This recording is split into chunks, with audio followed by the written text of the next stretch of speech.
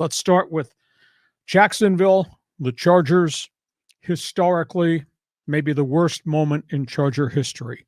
And this is a franchise that, if you go back, had been involved in some brutal games in past history. The Ice Bowl game, Dan Fouts era, Chargers, Cincinnati, and what many thought was a Super Bowl team never ever got there. The Chargers, 49ers, Super Bowl, Steve Young, 6 touchdown passes. And then you had all the playoff failures, the Marlon McCree interception fumble that allowed Tom Brady in New England to come back and beat them, the Nate Kaeding 3 blown field goals. There's just been a mountain of issues with failures in big games, but this one is catastrophic because this was a 27-0 lead that turned into a 31-30 setback in Jacksonville. And John, I think the implications as it relates to the coaching staff and maybe the front office are pretty significant. How did it happen? They got out-coached. They got out-schemed. They got out-hit. They lost their composure. They had already lost one wide receiver. Then they lost a few more receivers and tight ends during the course of the game. And then they let Jacksonville off the hook. It was just ugly from the end of the first half into the second half, through the end of the game, and the game-winning field goal. It was as bad a moment as I can remember in a long time in Charger football history, because this team looks like it is built to be awful close to take the step to be in the AFC Championship game, and instead they're going to be like you and me watching it on TV next Sunday. Go ahead. I'll be honest with you.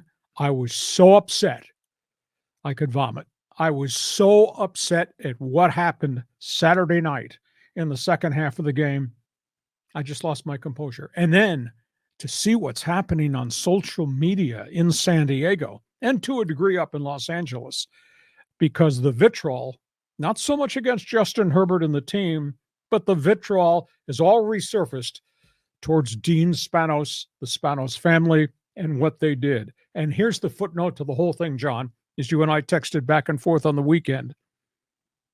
That defeat to Jacksonville happened on the 6th anniversary of the night Dean Spanos took this team out of San Diego. Holy cow, it just refueled everything. So you know how I felt. How did you feel? I mean, it's like instant karma's going to get you, going to smack you right upside the face.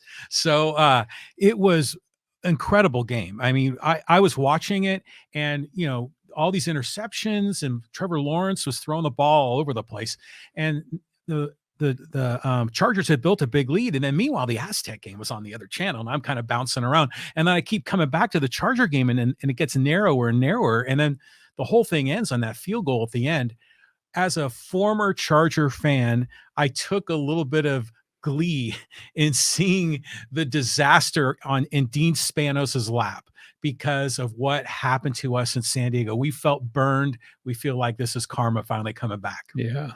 What goes around comes around. So there's part of me that says, you deserve it. You own it. It's on you.